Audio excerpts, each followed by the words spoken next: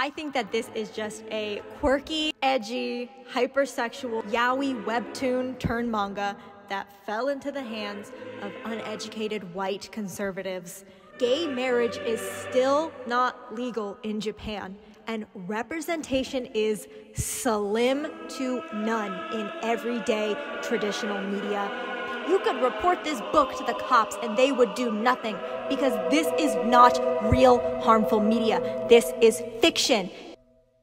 Yarachin Bichi-bu, or Yarachin Bitch Club, is a NSFW yaoi manga that absolutely took the internet by storm during summer of 2020. I don't think I've ever started a video with a more demonetizable sentence in my life. If you were in TikTok in 2020, then I guarantee you have come across some sort of content that is referencing Yarachin, or YBC as we will be referring to it from now on. Like I said, YBC is an NSFW yaoi/BL manga that in the last couple years got what I'm going to be referring to as a 2-episode anime adaptation, but realistically it's more of a hentai.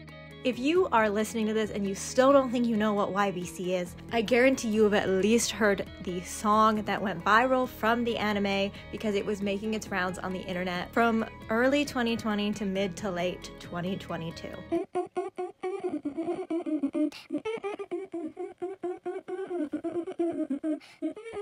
I can't play it, so I hope you enjoyed that tasteful recreation. This song became quite a meme for how unhinged the lyrics were in 2020, and the anime in turn became trendy because of how unhinged and raunchy itself and its subject matter is/was. If you are a longtime viewer of my channel, you are probably wondering, Sunny, why are you talking about a smutty, raunchy BL anime on your YouTube channel? And honestly, I'm thinking the same exact thing. I am also just as confused about the chain of events that led me to making this video today. You see, a few months ago, I posted this reel on my Instagram.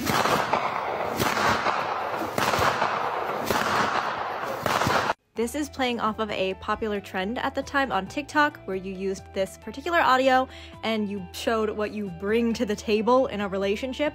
I had just got back from Japan. I had a stack of BL manga on my desk, and well, the rest is history. There is one particular volume of manga that I showed in that video that has led to the mass cancellation of me across multiple platforms on the internet, my name being slandered across multiple platforms on the internet, having tens of thousands, and I am not exaggerating, death threats put in my Instagram, TikTok, Tumblr, my business email inbox over the past couple months, as well as just being called horrible things such as a kid lover, a BL fetishizer, and a CP enjoyer. And that is because of this volume of manga right here. So today I'm going to be deep diving into why Yarachin Bichi-bu is the most hated BL manga to ever exist, and figuring out what is so different about YBC compared to any other NSFW manga that is in existence. Spoiler alert, people are just homophobic keyboard warriors with too much time on their hands, but that wouldn't make for a fun video essay just to say that, so without further ado, let's jump into it.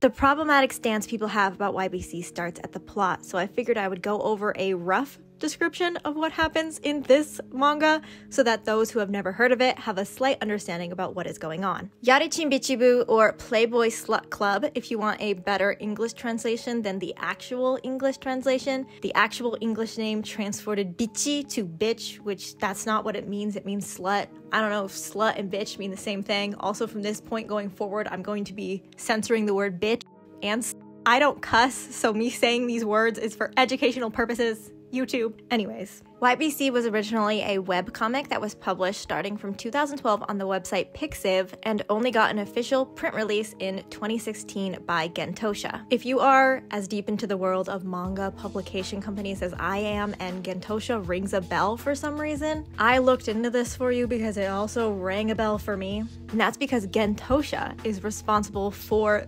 publishing the magazine Genkan Bazu, which is responsible for serializing Hetalia Access Power. If you know, you know. If you know, you know. Yarachin follows the story of a guy whose name is not really important, who transfers from a cram school to a high school. I put air quotations because this information comes into play a bit later, but we're just gonna put a pin in it for now and move on. Pretty much all you need to know is this guy transfers schools, and when he gets to the school, he wants to join a club. He doesn't express interest in sports or anything more physical, but he does have an interest in photography. So when he sees the school has a photography club, he shows up to the photography club's club room after school and finds out that the photography club is actually a club. Obviously, he does not want to join the club, he wants to join the photography club, but after finding out the existence of the club, he is given an ultimatum by the club's members. Either have a certain amount of sex in a dedicated time or be gang by all the other members of the club. Not an award-winning plot, but nonetheless, that's the plot. But it's nothing worse than any other BL hentai. Besides not having a very good plot and genuinely just being a anime/manga that is satire and is picking fun at the BL and yaoi genre as a whole, what exactly does the internet hate about YBC? Pulling that pin out of our point earlier, the manga is set in a school of some sorts. The characters wear outfits that look like the standard Japanese high school uniform worn by high school-aged kids. But there has always been an online debate in the English-speaking fan base for Yaribu about whether it is actually set in high school. Like I mentioned before, people are unsure about where it is set. And from what I have found from looking into this and tracked down online, this miscommunication exists from a fan translation scan of the manga that existed online before the official English translation existed that has now since been deleted. They roughly translated the panel where the character is talking about the school that he goes to into saying that it is a college cram school, one intended to prepare someone for their entry into college. A lot of American fans took this info and ran with it in saying and justifying that the manga is not set in high school because if these people are preparing for college, that must mean that they are already out of high school. But Japanese fans and people with a general interest in Japan know and have known all along that a cram school is not something that is strictly for people or really intended for people who aren't in high school. It is just a extra thing that Japanese high school students will often seek out in preparation for college after school while still attending regular high school. This panel right here where they talk about the school for the first time in the manga, in the official Japanese release of this manga, this panel right here says, 私立モリモリ学園は専寮制の男子校だ. So, it doesn't technically say high school, koko, but it says gakuen, so it says school. But in the panel directly underneath it, where the MC explains more, he literally says he started going to a preparatory school, aka yobiko, after his dad transferred jobs or something. I just want to pop in for this part and say that it kind of feels like there's a plot hole in the way that this whole manga is set up, and the fact that the ages of the characters were originally announced on the author's Pixiv account, but then they were redacted a couple years later, meaning I think the author kind of didn't want the ages of these characters to be super set in stone. Also, just the fact that the manga clearly states that the MC was going to be attending a yobiko in Tokyo, which is like a secondary part of education that you can attend if you don't get into the university of your choice after high school. But then he says that he transferred to Morimori Academy. The way that that is worded in the original Japanese manga, it seems like he already graduated high school but then went back to high school, but that's not possible. And I think maybe it's just a plot hole, but we're going to continue with this video under the assumption that he is in high school, going off of the character's original publicized age, which is 16, even though it has since been redacted by the author. I told you it's about high schoolers doing sexual stuff. That is so weird. Huh? Oh, sorry. Hunter Shaver just posted about the new season of Euphoria. Look. Oh God, wait, I love Euphoria. You mean the show about a bunch of teenage-aged people surrounded by adult topics? Which is, sex and drugs. If you are familiar with BL, or particularly older BL, then you know that non-con elements have plagued the BL community since the beginning of time. It's a trope that exists in BL that many, if not all, BL leaders agree is problematic and we wish it wasn't there, but we have all simply agreed to ignore it and continue enjoying these stories for the romances that they bring and not deter ourselves from reading them because of a single plot point that the authors often use to get the characters to interact in a gay way. I want to elaborate on this a little bit because I feel like I didn't do it very well when I was filming. BL mangaka use SA as a tool in order to make one character realize that they have feelings for the other.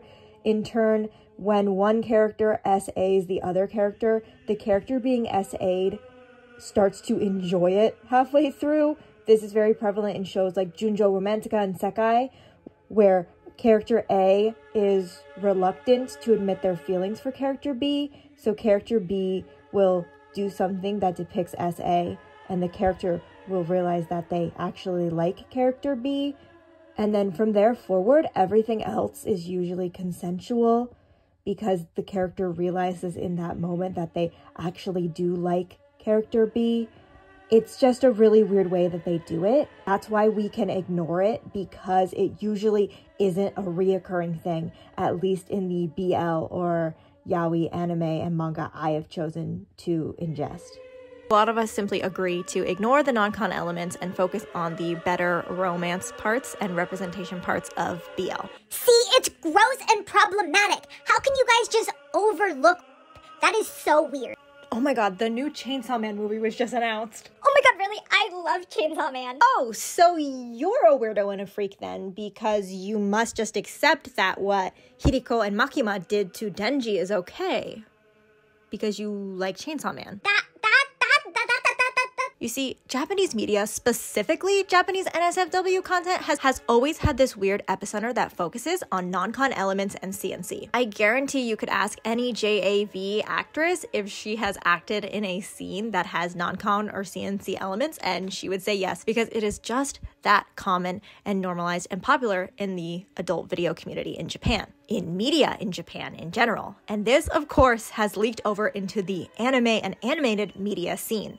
I cannot help but notice how non-con elements exist in a lot of anime, BL or not, but it seems that it is only a focused negative when it comes to BL. People hone in on it, and that is their only opinion about BL. You mention BL, and someone is gonna say, oh, I don't like BL because it has so much sexual assault. Without getting into too big of a discussion about kink and kink-related things, even though I personally cannot relate to the people who find satisfaction and enjoy this type of media, I will say that there is a space and a place for non-con and CNC content to exist. There deserves to be spaces where people can safely interact with their fetish or their kink and find community surrounding that, and it can exist in a completely safe and morally ethical way. People will argue this argument, saying that there's no way someone who can enjoy a CNC NSFW media doesn't think that doing those acts in real life is okay. Which brings me on to my next point, is some of us just know how to separate our real life from the fiction and the fictional media that we consume. Oh, okay, wait,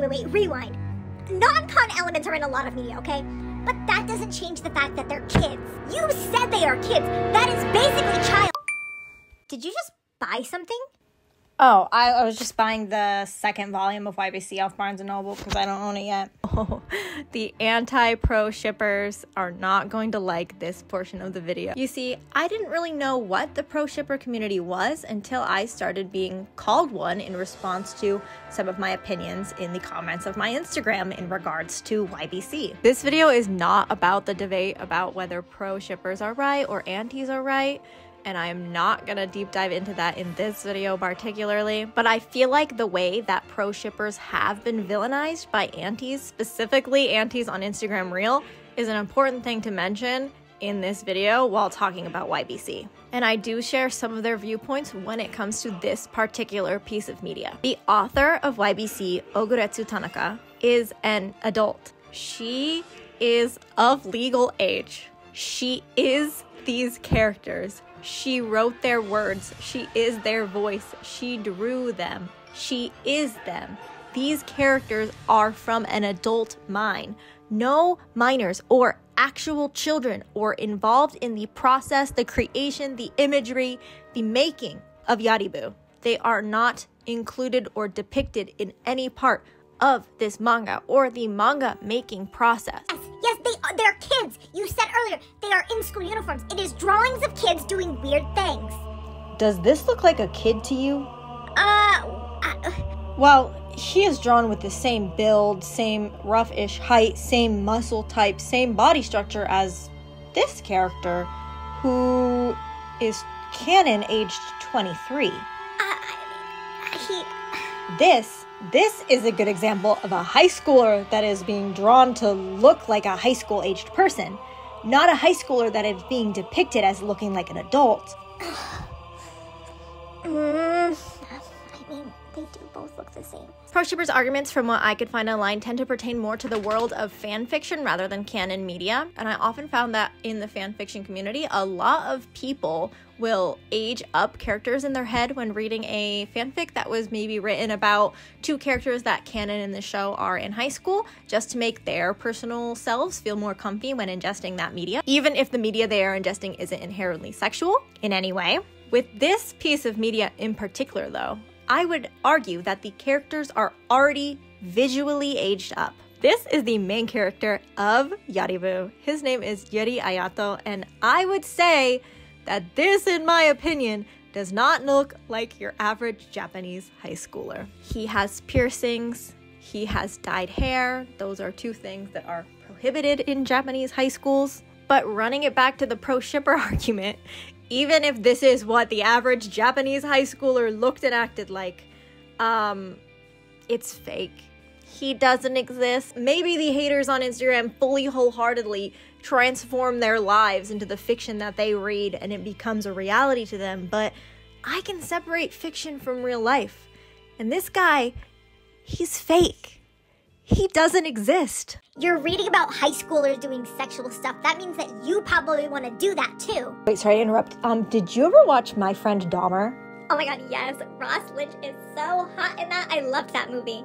Oh, so you like serial killers. Like you want to be with or be a serial killer. Huh? What? No, it's just a it's just a movie. I think Ross Lynch is hot like outside of the movie. Like I don't think Jeffrey Dahmer is. He's just it's the character. I'm separating. Oh. I just want to put this disclaimer in here. I know I've been joking around with like these little skits and stuff, but to the people who will die on this hill and treat this book that you can purchase from Target, from Walmart, from Barnes & Noble, like this is CP, and will value the lives and the safety of these characters who cannot physically come to any mental or physical harm because they do not exist, and equate what is happening to them in this book to the lives and struggles of actual victims of CP, to the victims who have suffered at the actual hands of pedos. You are sick, you are belittling, and you are twisted, and you need to get your priorities straight if you think a drawing on the paper deserves your attention over actual victims of sexual abuse, over actual victims of childhood sexual abuse. Reevaluate your priorities. Put the effort you put into hating this book that you can buy at Barnes & Noble. Let me just remind you, you can walk, not this one because this is the Japanese version, but the American version and all 5 other volumes you can buy at brick and mortar stores. You could report this book to the cops and they would do nothing because this is not real harmful media. This is fiction. Get your priorities straight. Put the effort you are putting into hating on this, into actually helping survivors of childhood abuse and childhood crimes. All of this aside, this book is just bad LGBTQ representation. It's setting weird examples, and teens are gonna read it and they're gonna think that it's okay to do all this, and it's just bad. As a gay man, that makes me uncomfortable. Is that the? Are you humming the Oron High School Host Club theme song? Oh, yeah. Oh man, I haven't heard that in years. I think I watched that in like high school. Oh, so you started a host club at your high school then, right? Huh? Well, the plot is just so similar. Haruhi is forced to join this club and pay off their debt, and you watched that in high school, so obviously you must have started a host club, right? No, that's unrealistic. Older BL is problematic representation, as we have covered in this video so far. I am one to admit that older BL was crazy. They often have non-con elements in every episode. The men are hypersexualized and everything is exaggerated. They play into harmful gay stereotypes. But nobody is saying, and nobody should be saying, what happens in BL is realistic or mirrors what actual MLM relationships are like in real life. People often call me a fetishizer in the comments of my Instagram for liking BL, not even YBC. We're not even talking about YBC. They think that because this media is of two men, there is no way I, a non-man, can ingest it in an ethical way, and in turn call me a fetishizer, when I, for one, think that they are the one that is over-sexualizing and fetishizing this media. I personally read BL, not YBC, for the romance. It's often a romance I can relate more than your stereotypical cis-het straight romance manga. I find BL often shows a more realistic portrayal of what it is like to be in a relationship, the ups and downs, and also it oftentimes really greatly covers what it is like to be in a relationship that is seen as taboo or is seen as something that is wrong by the rest of society. People siphoning down BL to every single public BL enjoyer and saying that we only like it because it has sexual content between two men is really just saying that these people see BL and they only see it as it's gay. They don't see it as a romance story. They don't see it as something heartbreaking like Given. They don't see it as something that is actual representation. People who only see BL and think like girls reading it are just fetishizing gay men don't understand how important it is in Japan for BL to exist and how BL exists in Japan as a whole. Okay, whatever. Maybe people won't copy what's in this. Maybe it isn't even representation. Maybe it's not meant to be. But it's written by a girl, and girls reading BL is icky.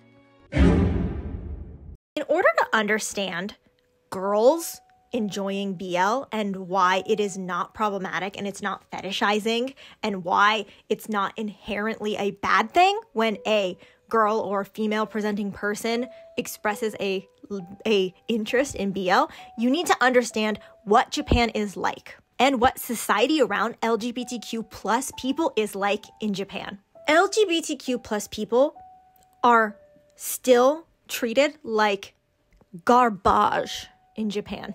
They are barely accepted or acknowledged by their own government. They are seen as disgusting, wrong, and sick by society, by the older generation. Gay marriage is still not legal in Japan, and representation is slim to none in everyday traditional media, publicized television shows, books, YA novels, Netflix original series, dramas, stuff like that.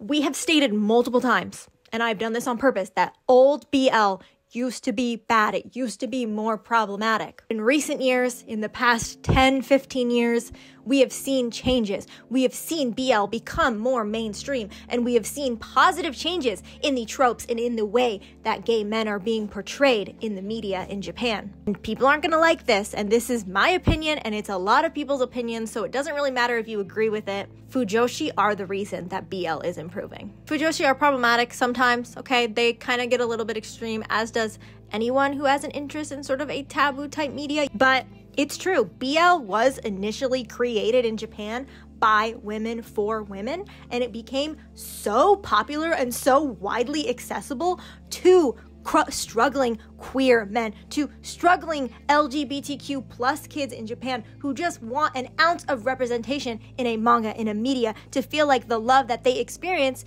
is accessible to them via manga like their peers are, because women were interested in it, because it was made for women, by women.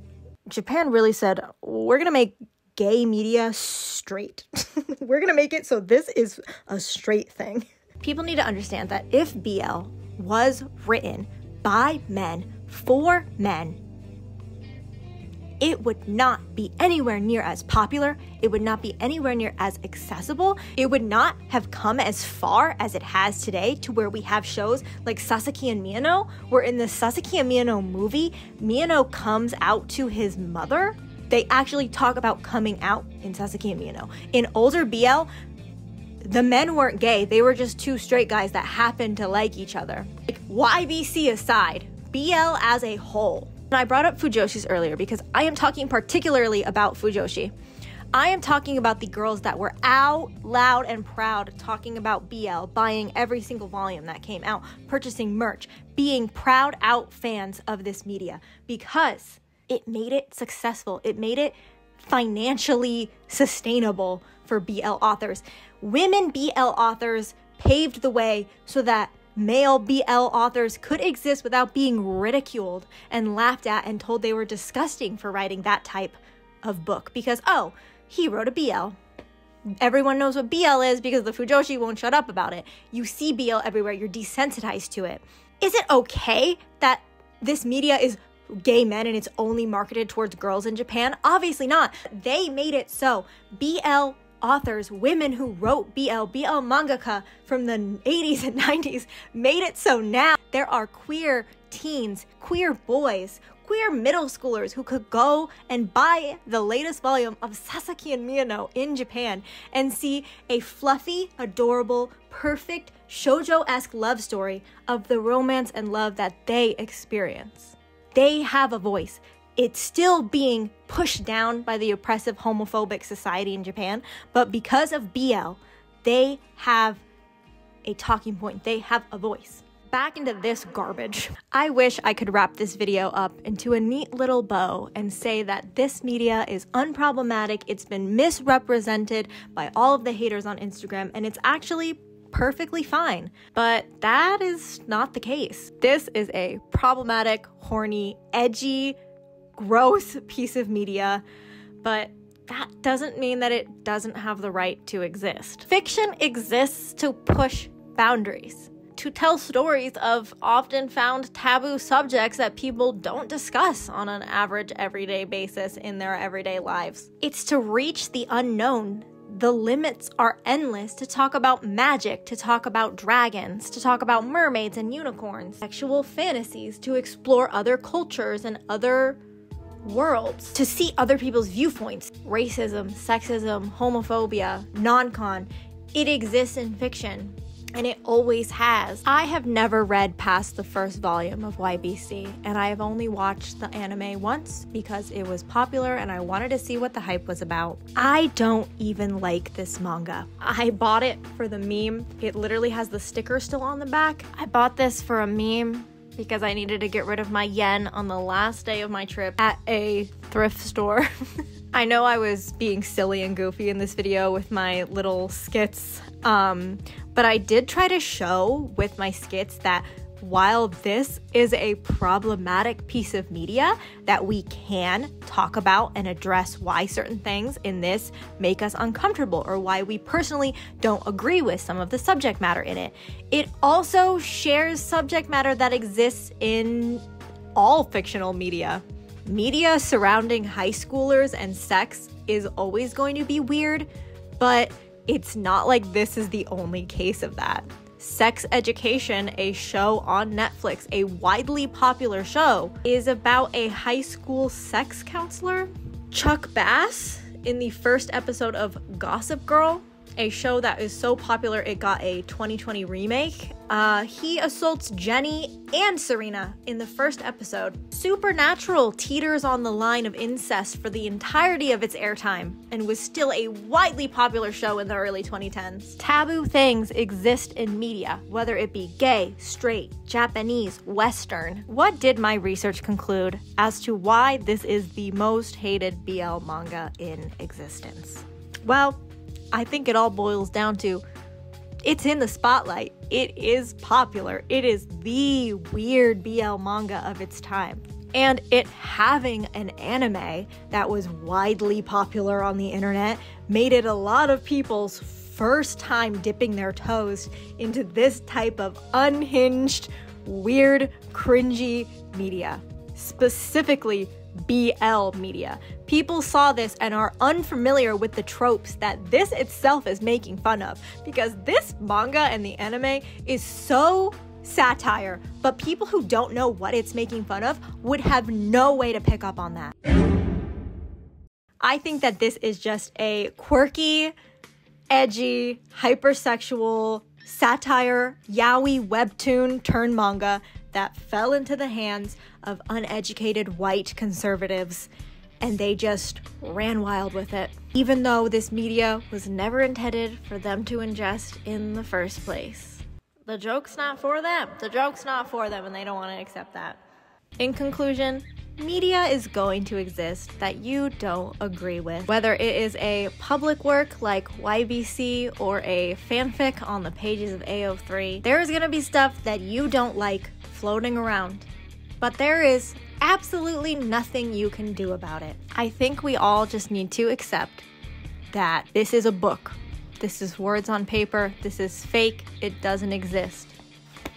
Do you see what I just did there? I closed this book. I sat the book down. This is me. This is the book. We are two separate entities. I can read that book and still be a decent person. You can ingest taboo media and still be a good person. It's words on paper. It's lies. It's fake. It's fiction. It's not real. All that being said, thank you guys for watching this video. This is not like my normal content. I am a slice of life vlogger. I vlog my life on this channel and post it, and yeah, I post a lot of Japan and anime and otaku and fujoshi related content on my Instagram, which this is my Instagram. It'll be linked in the description of this video if you want to go over there and, I don't know, either like check out my content or defend me against the YBC haters that are ruining my existence on the internet. But yeah, I hope that this video taught some people a little bit about how to interact with fiction, I guess. I think if this essay was an actual college essay, I would have gotten like a D minus. But anyways, thanks for watching. Please subscribe, and I'll see you when I see ya. Done it.